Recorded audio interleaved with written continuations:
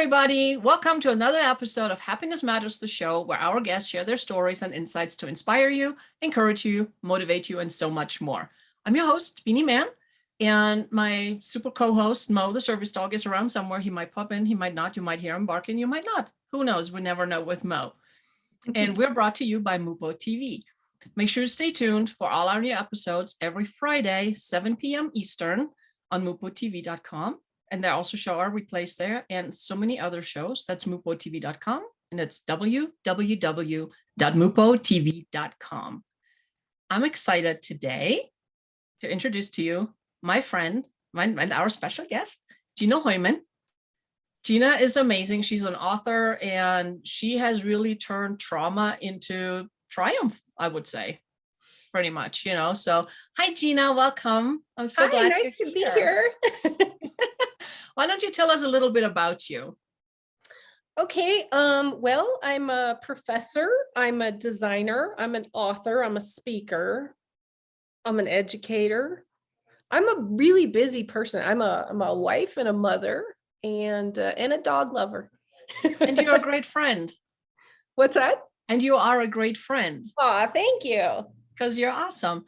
So tell us a little bit about your business. Okay. You said you're a professor, so I know you teach at a college, but you also took that and created something where you teach people. I did. I am now the founder of Trauma Drama University, and that grew out of our trauma that we had as a family. I guess we're going to get into that story in a little bit. Yes, we will. But Trauma Drama University. I'm also a professor at Rocky Mountain College of Art and Design in the interior design department. So I love my job. I love teaching people. I love working with people. I can see it because you're amazing. It's like when we first met, and I don't even remember how we met. I think we met through when I first started my YouTube show. I put out a call for guests. And I think Angel Tussie may have been our mutual connector. That's it. That's it. She says, "Oh, this is awesome. Put it on my site." I'm like, okay. So, and then you actually came down here and we did the interview in my studio. Yes. And we became friends ever since. So it's like, yay.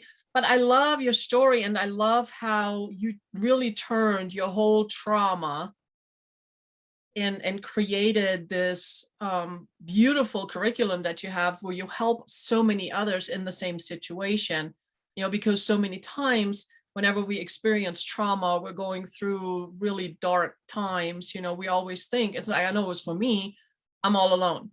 Mm-hmm. We're all alone. Nobody understands. Nobody gets this.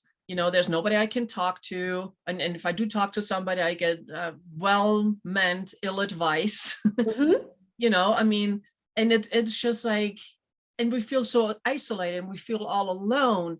And especially with something, for you, it was with your child. And it's like, oh my gosh, where do we go? We are completely alone. We don't know what to do, and what you did is you wrote a book. Put it in a book. It was a long time coming. It wasn't like right away. So well, usually is. We got to gather the material. Lived through like 12 years of hell before we even came close to thinking about the book. But right. So tell us your book. Where can we get it? It's on Amazon. It's called Love Never Quits. And I did win a little Parents' Choice or Mom's Choice Award. Congratulations. So that's thank awesome. you. So you're an award-winning author. Yes. I like it. Congrats. Very cool. Yes. So it's a true story. It's a memoir about our life as a trauma family. So my husband and I adopted 2 boys from Guatemala. My first one was easy peasy. And of course, we assumed that was our excellent parenting skills. Of course it was. Hello. Because, as parents, we're perfect in every way. Yeah. And I will admit now that I was a little judgy of other moms because I was doing all the right things and my kid was so well behaved. You mean you were human? Yeah. And then my second one came along, and I have learned to be a lot less judgmental of others. I will tell you that. He was neglected by his foster mom before we got him. And he was only 6 months when we brought him home. Wow. But I had a bad feeling about her when we met her. She just didn't seem to have any connection to him. She seemed like she was looking at her watch, like, when can I go home? She couldn't answer any questions about his schedule or his Now, was life. it because of the language barrier or? Well, we just- had a translator, but Oh, okay. So that was not it. yeah, they'd ask her, what's his, when does he sleep? And she would say, when he's tired. And when does he eat? When he's hungry. And, so it just didn't. And we said, well, what kind of, does he like music? She'd say things like, well, he's a 6-month-old baby. I don't know what he likes. I'm So like, she really couldn't be bothered. Exactly. You can tell if a baby likes something, they're happy.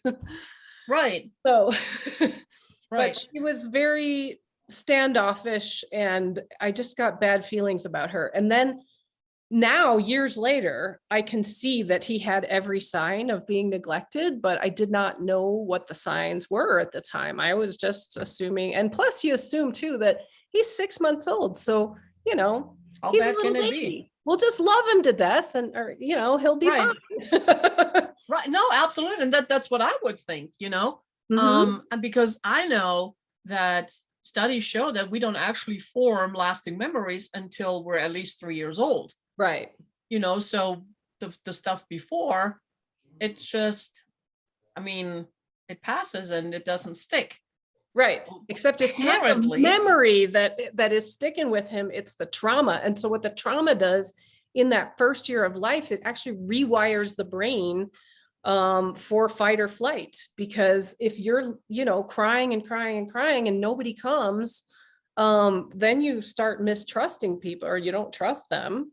Right. And you feel like you're just on your own, but you're angry because you didn't get what you wanted. And so then those kids actually they really struggle to get that wiring back to where it's supposed to go. There aren't a lot of success stories with this trauma, this particular diagnosis that we have in the first year of life. It's very hard to overcome, but it is possible for these kids to heal. And I want to throw this out there before we get too far. My son is doing great now.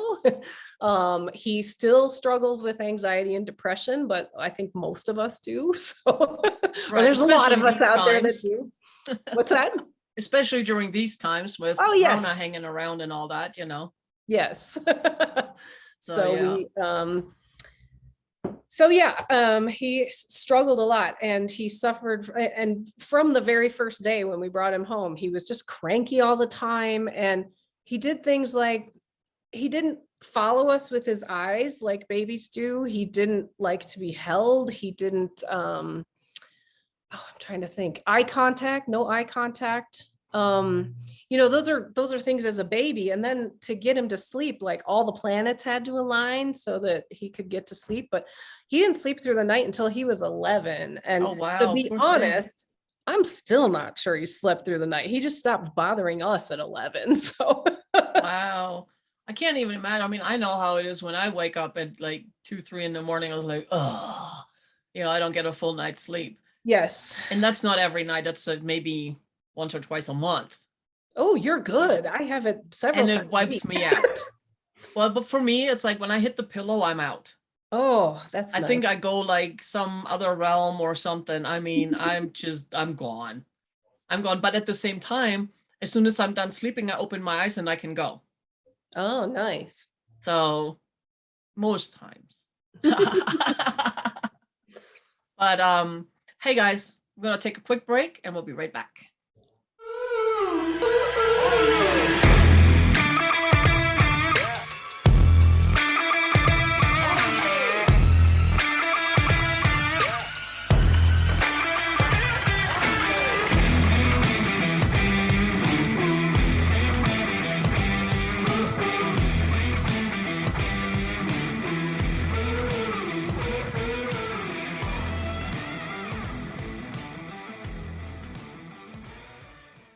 Hey, welcome back. I'm your host, Beanie Man and Mother Service Talk, and our awesome guest, Gina Heumann. And we're talking about the trauma that she and her family have endured after adopting two beautiful boys out in Guatemala. The first one was easy peasy. Mm-hmm. And then there was number two. Yeah. And that wasn't so easy. So tell us like the story. Okay. So like and the I diagnosis. Yeah. So like I said, he was off, something was off from the beginning. And I begged and pleaded with the pediatrician for years to get me some help. And she kept saying, oh, it's terrible twos. Oh, it's sometimes those stretch into the terrible threes. Oh, sometimes at 4 there's, I'm like, no, I've had one kid already, didn't have any of this. I have friends with kids. They don't have that problem. So I need some help. So finally at like 4, we finally got some help, but it never was the right help because nobody delved into the trauma part of it. So I think he was 10 years old when we finally got the diagnosis of reactive attachment disorder. And I don't know if you've heard of it, but if you listen to podcasts, they're talking about it a lot more now because a lot of famous criminals like the Parkland school shooter, the Oklahoma City bomber, a couple serial killers have been diagnosed with this as well. And that is frightening when you start reading about that and you think this is my child's future. And oh my God, then you start thinking about the moms of all these people, and you're like, oh, what did they do wrong? Because obviously they must have done something wrong. But if there's trauma in that first year of life, it actually rewires the brain for the fight or flight mode. So, over the years, I have to say, we started with countless treatments, therapies, doctors, teachers, and of course, then family and friends. Everybody wants to give you advice, and nobody really knows what it's like to raise a child who's had trauma because none of the parenting books work. Not for that, they don't. No. No, they would all work on my first kid. And, he loved stickers and money and, whatever it was that was an incentive. My second kid didn't care. He was like, just take it all because I'm not going to do it. I was like, oh, well, now what do I do? Right. And then people are like, oh, well, you could start spanking him. I'm like, no, I don't think hitting him is a good idea. This is a kid that punches holes in the walls and throws lamps at me, Yeah. And you know what? The spanking, I mean, I was beat as a kid and I swore I would never lay a hand on my kids because I know what it did for me. It did nothing. Right. What it did for me is I looked at my mother and it's like, bring it. How hard can you hit me? Bring it. Yeah. So it became to that. So that didn't do anything. So it doesn't, no. Yeah. And violence begets violence.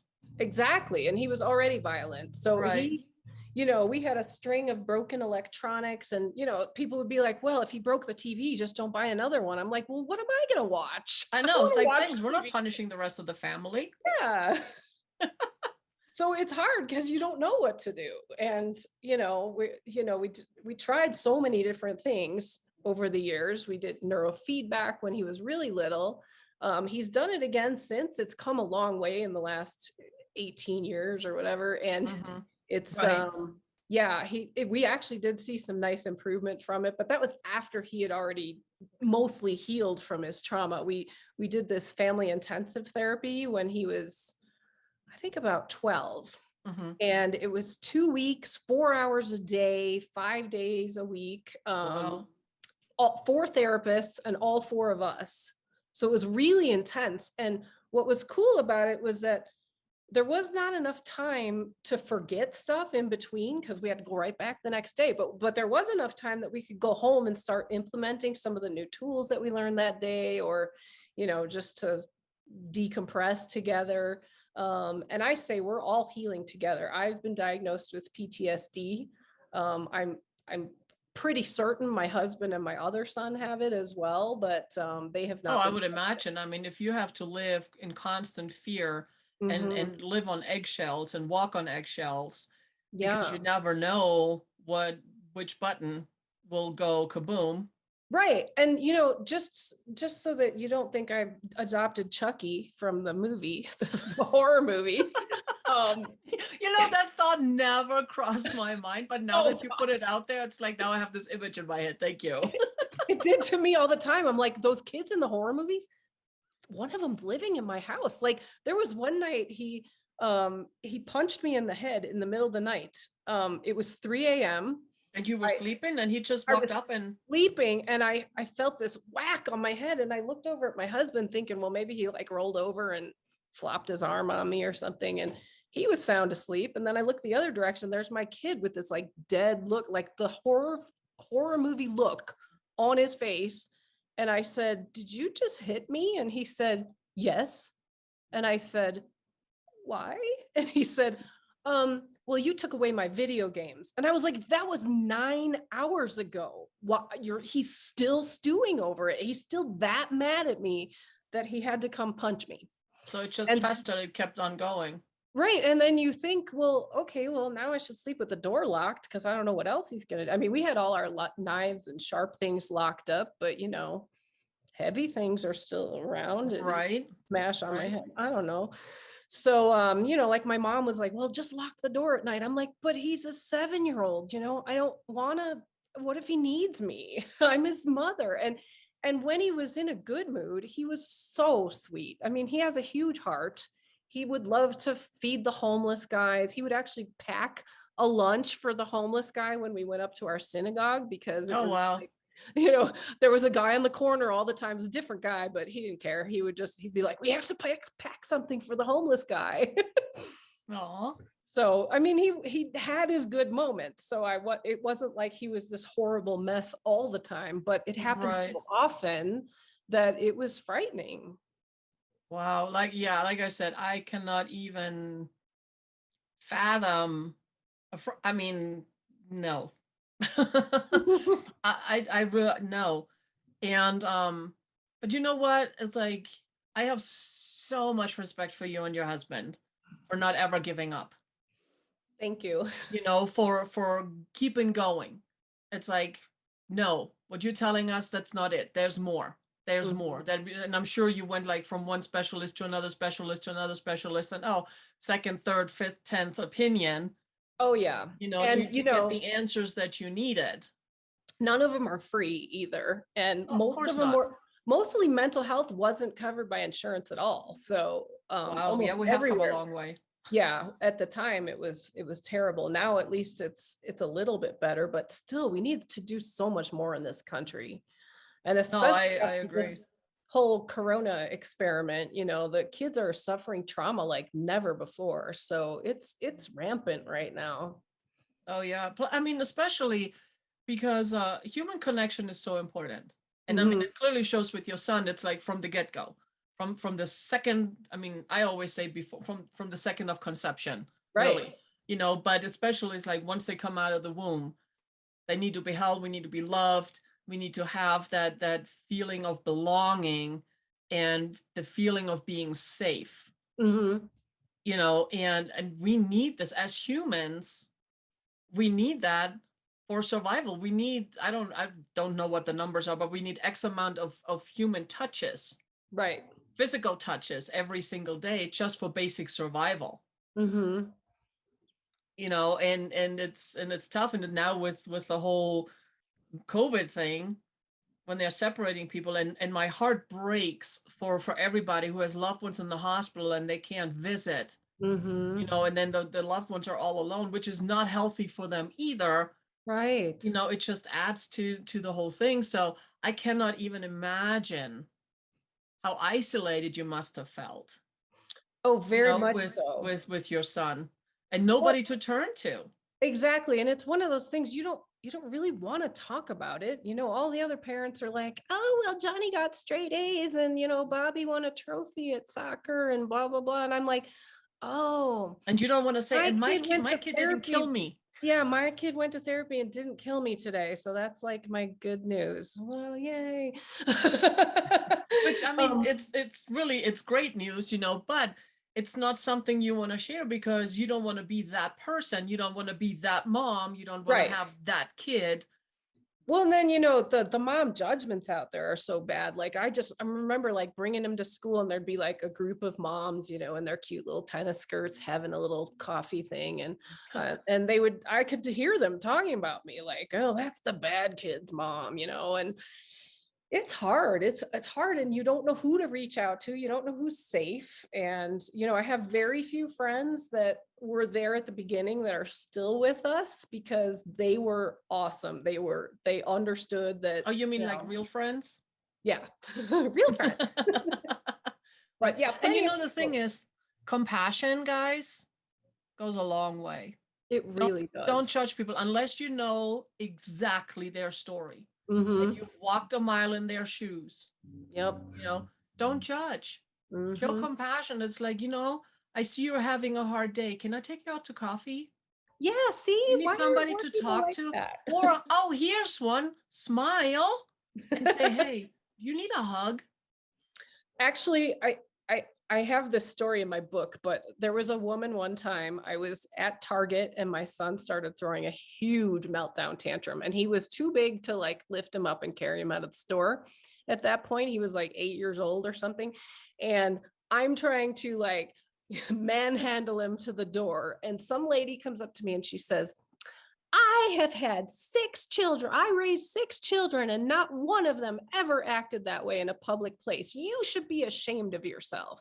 No, And she didn't. she did. I was mortified. She said, you're failing or something as a parent. And I got in the car. I cried the whole way home. I think I probably cried for hours after that. And then I said, I am never letting another mother go through this.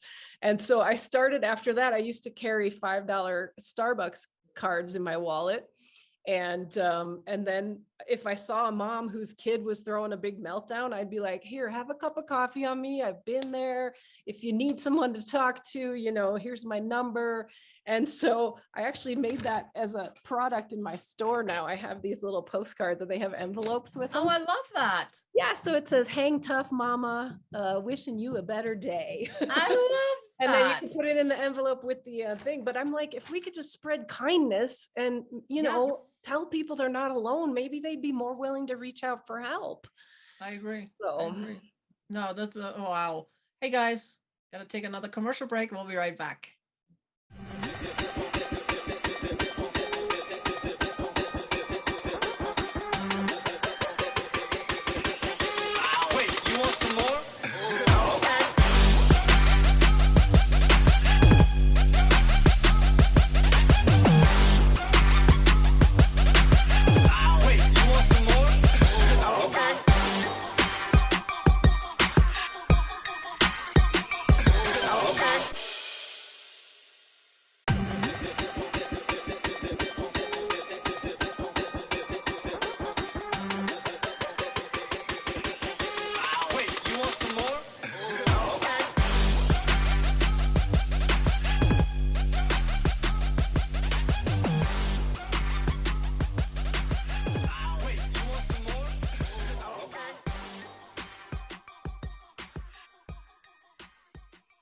Hey guys, welcome back. Thanks for hanging around. I'm your host, Beanie Man, and Mo the Service Dog, and we're here with Gina Heumann.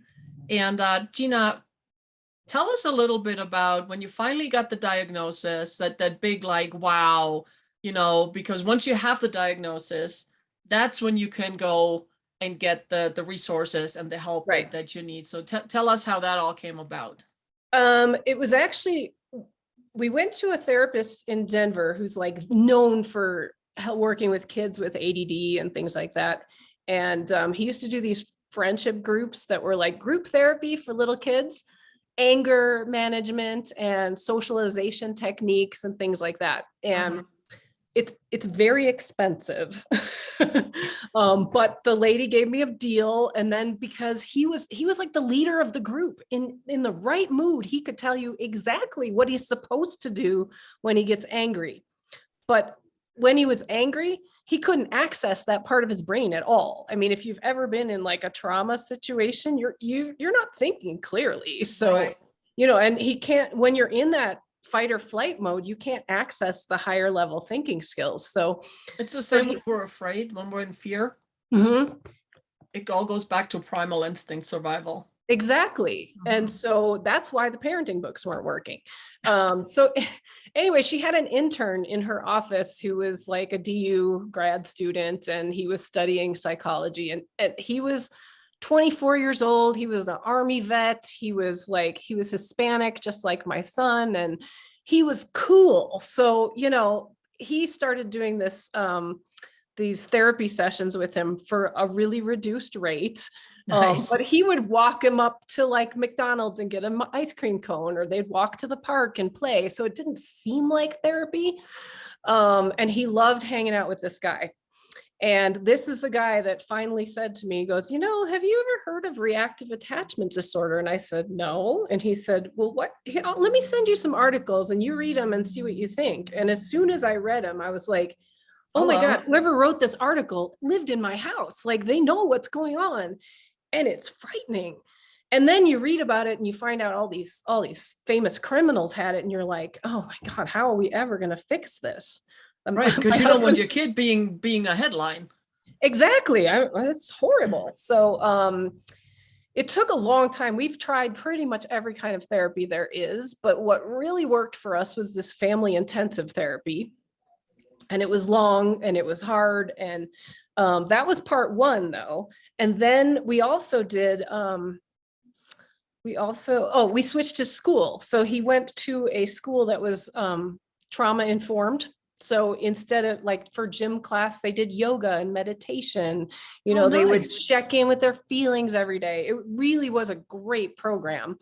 I wish more schools would do that. Yeah, more really small class sizes. The issue was, though, that all the kids were having trauma, and they're hard people to make friends with. Right. So he still needed friends outside of school to make that work. But it was a really great program. So I think between that and this family intensive therapy, that was like two of the key pieces to his success. And then we learned some new parenting techniques, but I have to tell you this story because this is the coolest story.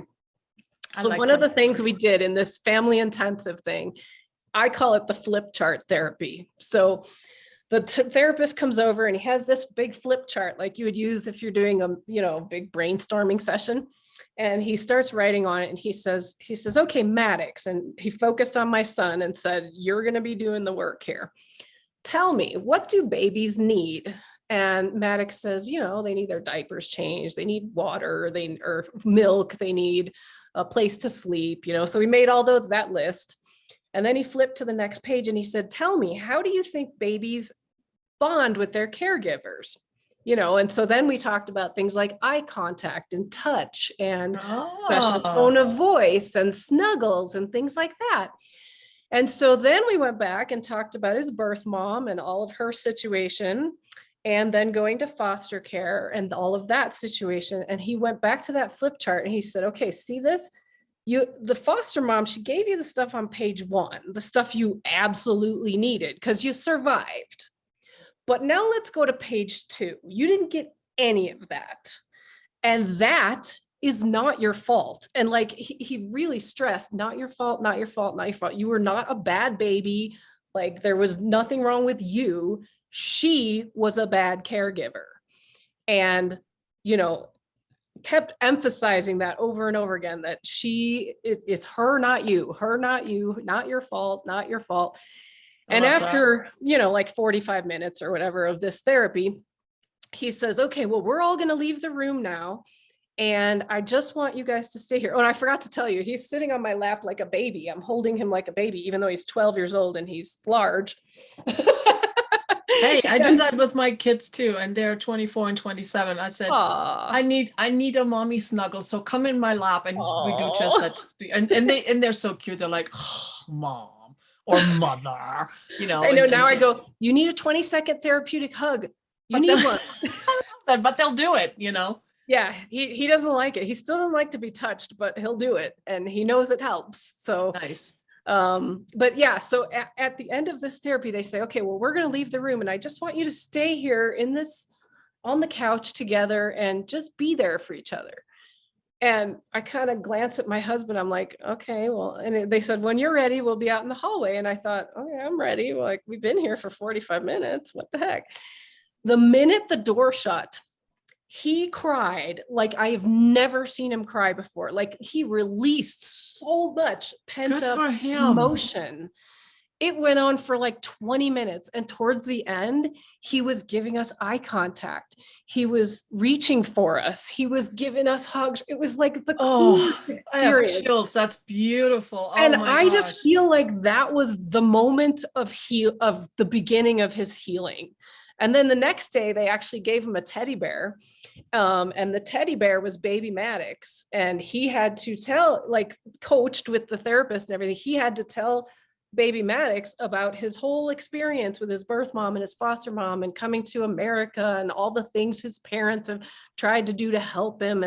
And he said every time he was talking to the teddy bear, they'd say, well, this is really hard for him to hear, so you need to give him some hugs. And so I think doing that, he kind of went back and gave himself that healing that he needed. Oh, absolutely. Yeah, it was really cool. So that is phenomenal. It was fascinating. How lucky are you to have a therapist so close by to actually understand that and specializes in that? We had no idea. I mean, I'd been here looking for therapists for years, but it wasn't until we got introduced to the juvenile justice system that I ran into somebody who had heard of him and gave me his number. And oh my God, that was our saving lottery grace ticket right there. Yeah. Wow. I mean, I cannot even begin to fathom, the stress and the trauma and everything that not just he went through, but you as a family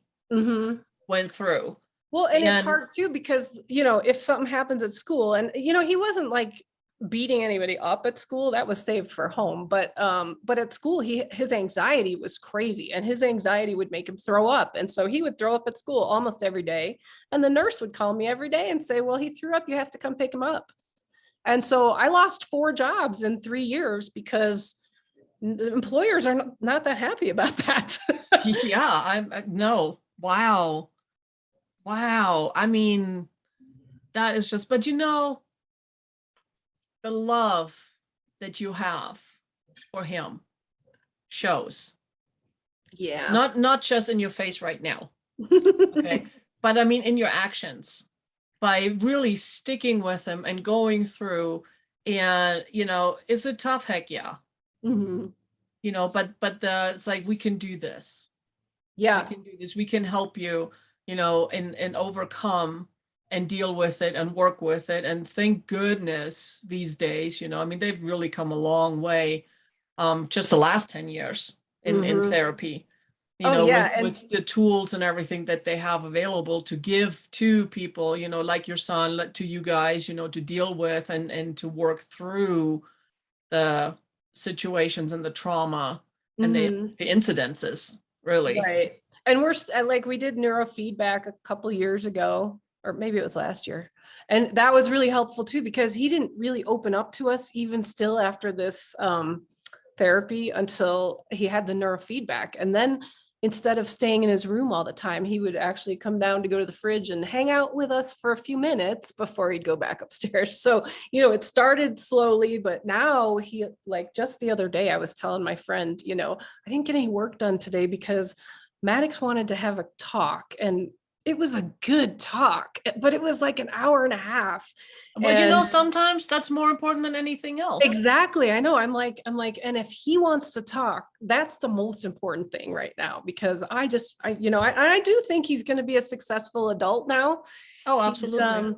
And I think he wants to be a rad therapist. He loved our therapist, and he was a little old Jewish guy. And, he reminded us so much of my father-in-law who just passed away. And he was just such a neat guy. A little like Bernie Sanders too. He kind of had that Bernie Sanders vibe to him. Thank you for the visual. Yes, he's a little tiny Jewish man. He looked just like him too. I love that. Oh my gosh, I love Maddox that. just loved him. So, after that, he was like, I think I want to be like Dr. Levy when I get older. So, but that's wonderful. Yeah, that is so wonderful. And that the thing is really to understand you're not alone. There's always somebody out there who's experienced the same thing, is experiencing the same thing, or knows somebody. And that's the thing. And that's really why I do the show and why I started the book series, is to get those stories, to let people know and give that hope. It's like, hey, you're not alone. Right. You are not alone. There is light at the end of the tunnel. And no, it's not a freight train. Yeah, that's why we wrote our book too, to help others. And then I started this Trauma Drama University because I just thought I wanted to create a place where I could give education and resources to others. I'm not a therapist, but my goal is to introduce you to people that are doing neurofeedback and EFT tapping and some other techniques that maybe you've never heard of, and then you can find out, go connect with that person. And that's not just that, but I mean, by you doing this, you're also raising the awareness exactly of this situation, of this diagnosis of that, and because there's so many out there that don't even know that this is a thing. Right. And so we started a store so that we could offer this for free. I had a lightning bolt moment. You have I love those. They're my favorite. Yeah. Lightning bolt moment that it was like, you need to offer this for free. And so I looked into making it a nonprofit, but they told me that, I had to find a wealthy benefactor, and I don't really know any. So you know what? We're going to take a quick break. We'll be right back, and we'll talk a little bit more about your beautiful store. Thanks. We'll be right back.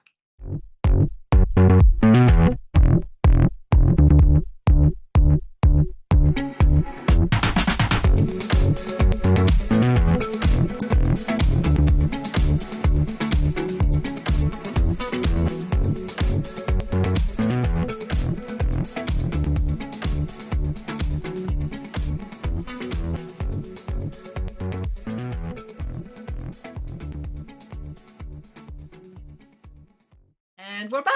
So I'm here, your host, Beanie Man, and Mother Service Dog, who is still MIA somewhere around here. And my super guest, Gina Heumann, and would talk about, the whole rat thing and how she turned it all around. And what I really love is that you want to offer your resources, your Trauma Drama University for free, and of course, there's a cost involved for you. And to offset that, you started a store. And I have to tell you, I love your designs. Thank you. And I was like, oh, there's a new one. I like this, I like do you have a little wine thing? I do. I have one that says parenting requires wine. And I have one that says, this is my self-care wine. I mean, it's fun.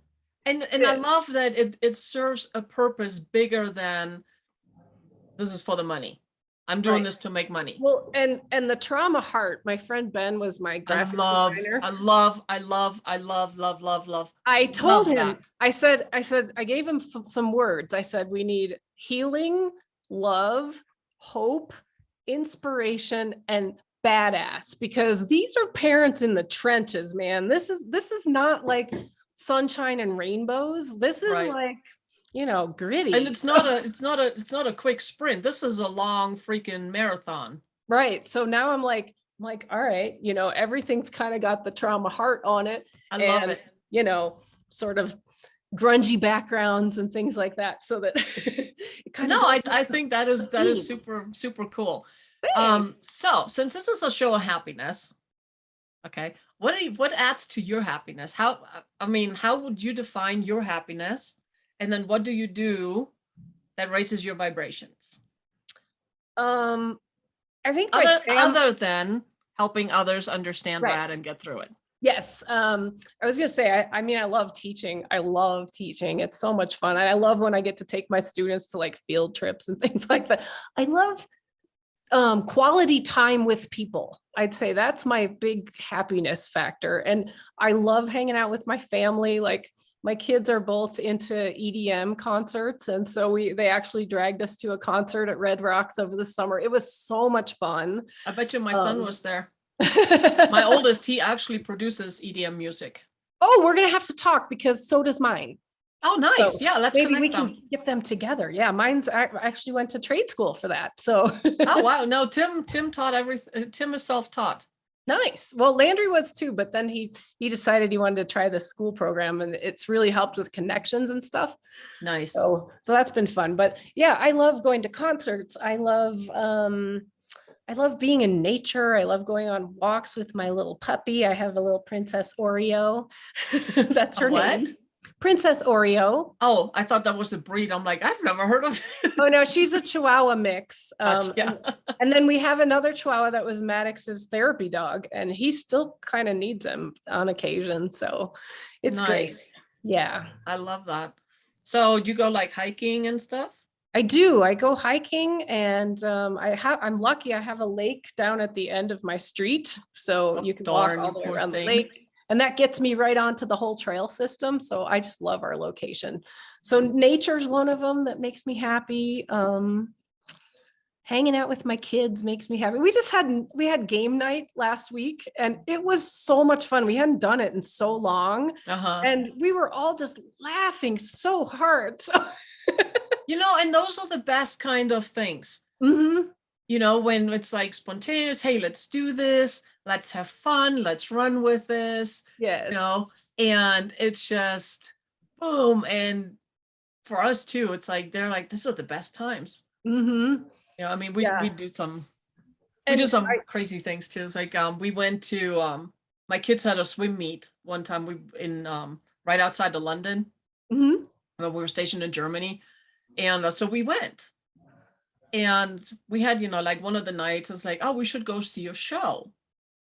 And all the other parents with their children, they went to like see, what's it called? Wicked.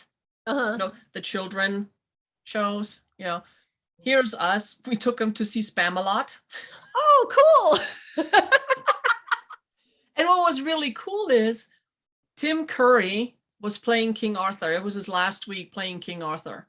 Oh, wow. Right. Here's the thing. Ask them about the trip to England. Yeah, it was fun, but the coolest thing was going to see Spamalot. Oh, nice. And that was a spur of the moment kind of thing. And a lot of times those are really the best, funnest things to do. Yeah. Well, and my kids are also, we went over the summer, we went down to Santa Fe and went to the, what's it crazy? Meow Wolf. We went to the Meow Wolf down there. I heard about it. Isn't that interactive, like weird kind of museum crazy. Or show type thing? Yep. I can only imagine that somebody was on like magic mushrooms when they came up with the concept. But because everything's just wild. And then if you get the special glasses, they didn't have them in Denver, but they had them in Santa Fe. You got these special glasses, and then it looked like things were three-dimensional off the wall. Oh, wow. Crazy. Yeah. And you just kind of explore. There's also, you can do it as a story mode where you like read and try to figure out the story. We started doing that, but one of my boys' patience is not that long. So he just wanted to explore. That is so cool. So what else do you do for fun? We love escape rooms. I like puzzles. I do a lot of jigsaw puzzles. Nice. My husband and I like any kind of like trying to figure things out, like if there's a game or something where we have to find the answer to something, we like that kind of stuff. I have puzzles in my store. Oh, do you? I do too. I have one. Yeah. Did you do them yet? No. Okay, because we did mine and it was so hard I had to redesign it. That's awesome. Awesome. No, I haven't done it. I haven't ordered it yet and gotten it in. Because for me, it's a patience thing. Yeah. Did I mentioned I spell patience N-O-W. Yeah, I like to watch like old 80s movies while I'm doing jigsaw puzzles. They're kind of fun. Oh, what's your favorite movie? My favorite movie of all time, probably Keeping the Faith with Ben Stiller and Ed Norton and Jenna Elfman. I've never heard of it. Very my good. husband would probably laugh. It's like, oh, honey, you've seen it. And I can watch a film today and then forget about it and watch it again tomorrow. Like I've never seen it before.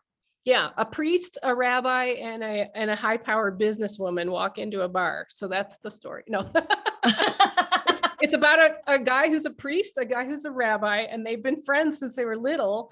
And they were friends with this little girl, and then she moved away. And so now they're all adults, and she comes back and looks them up. It's just the cutest movie, and I just love it. And it's called Keep the Faith? Keeping the Faith. Oh, Keeping the Faith. Okay.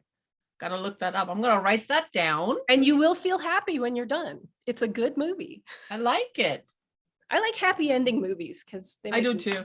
So here's my vice. What I do, I watch Hallmark movies. Oh.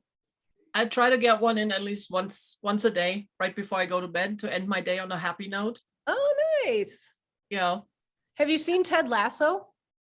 No. You need to watch that. It's the happiest show on television. It's on Apple TV. I don't have Apple TV. Oh, but it's worth the $15. I'm telling you, you have to watch it. Well, gotta look into that. But yeah, no, I do Hallmark.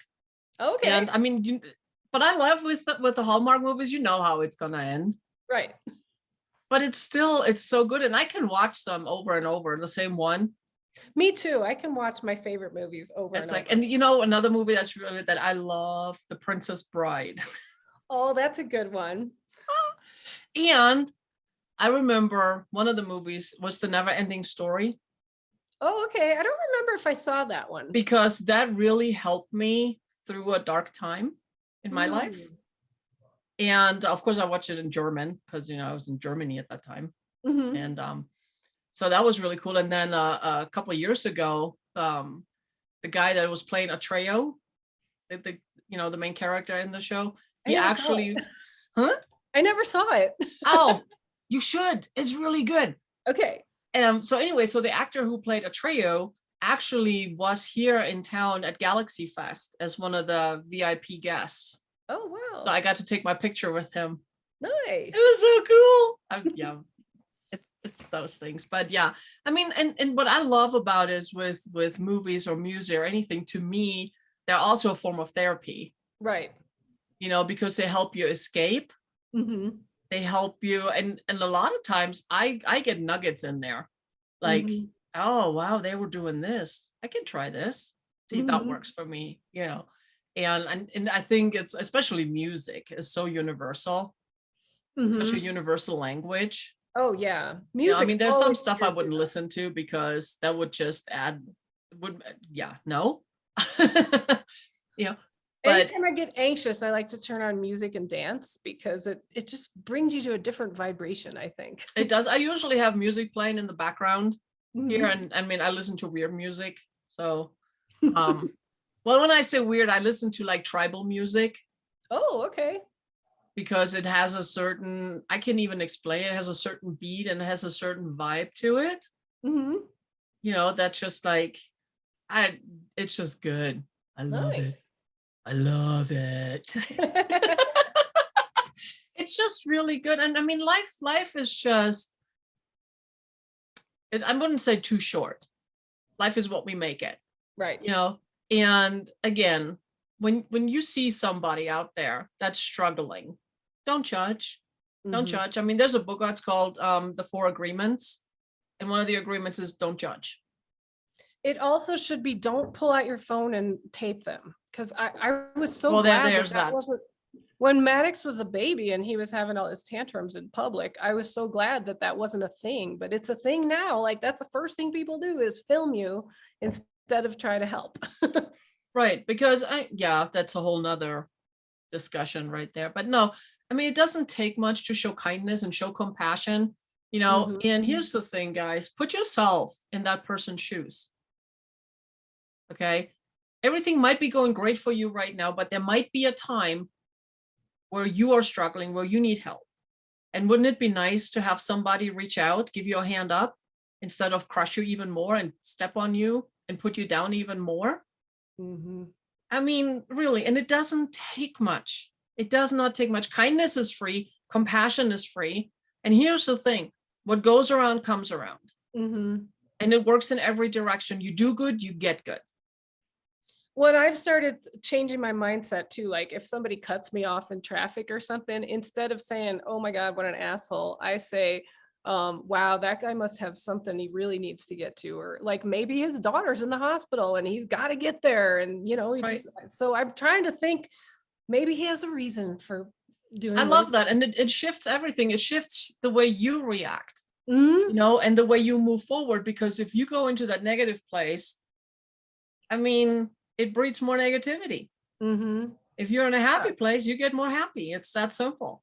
Yeah. And when I see somebody who's really angry, I'm like, wow, I wonder what they've been through, because Right.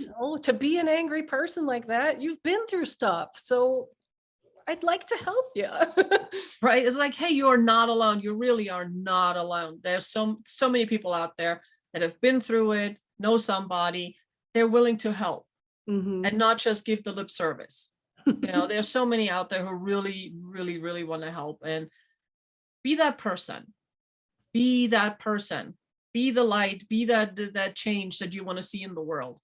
Oh, it's my favorite quote. Right?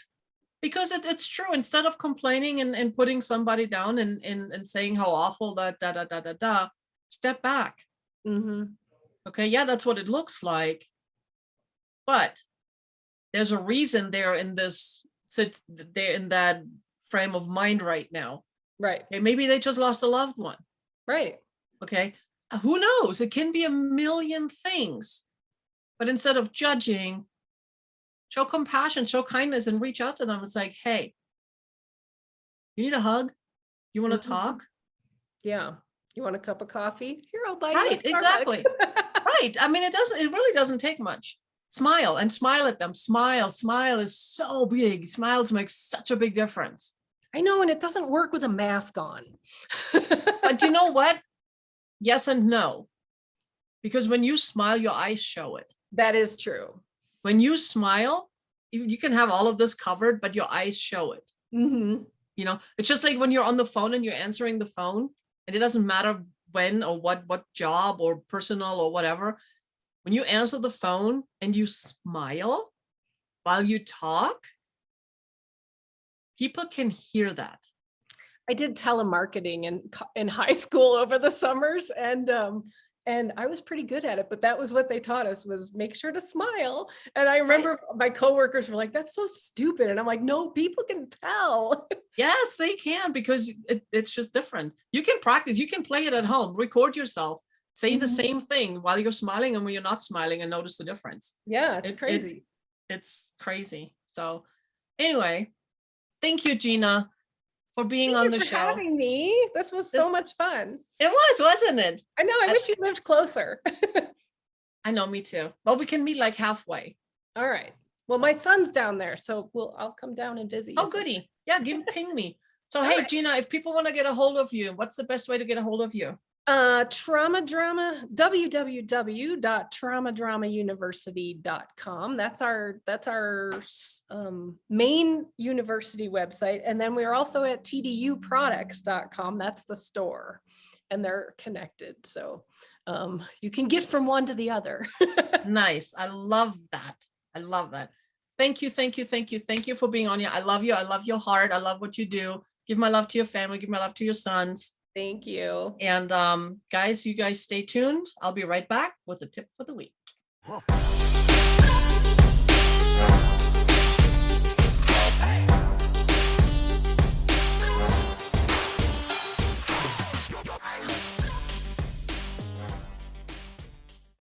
Hey, thanks for sticking around and hanging on here and being back for the tip of the week. And this week's tip is: magic happens when you don't give up, even though you want to. The universe always falls in love with a stubborn heart. Isn't that the truth? Think about it. If Gina and her husband would have given up on their son, what would happen to that boy? He wouldn't thrive the way he's thriving today. That's love. Love, they stuck with him no matter what. And it wasn't even their biological son. He was adopted. To me, that is just the child of the heart, And love is a powerful thing. So come from a place of love always, and don't give up. Love is so good. And hey, look in the mirror every day. Do it for 30 days. Here's a little, I wouldn't call it a challenge. I don't like the word challenge, but here's a little something for you to do every single day for 30 days. Look in the mirror, look yourself in the eye, and say, I love you. You can say your name. It's like, for me, it would be, Beanie, I love you. I love you for your smile. Beanie, I love you for your sense of humor. Beanie, I love you for never giving up. Whatever you can think of, tell yourself you love yourself and tell yourself why. And then notice the changes. I don't know if you journal, but if you journal, write it down. If you don't journal, maybe it's a good time to start. So, but yeah, love. And it starts with us. Love yourself. And then you can love others even more, because we cannot pour from an empty cup. So love is just, and it's a universal language. Everybody in the world understands love and kindness and compassion and all those good things. And oh yeah, the smile. So think about that. Thank you so much for tuning in. And if you want to follow Mo on social media, it's Mo, M-O, the service dog. And you can follow me, Beanie Man. And Matters of Perspective is my business page. We have the Happiness Matters group. You're welcome to join. It's a public group. And hey, if you want to spread some happy and show some merchandise, it's happysupplyshop.com. And thank you so much for tuning in for this week. And catch our next show next week here on mupotv.com, as well as our past shows. And many other shows are available on mupotv.com. So thank you. Remember, be happy, be kind, be love. Take care. We see you next week.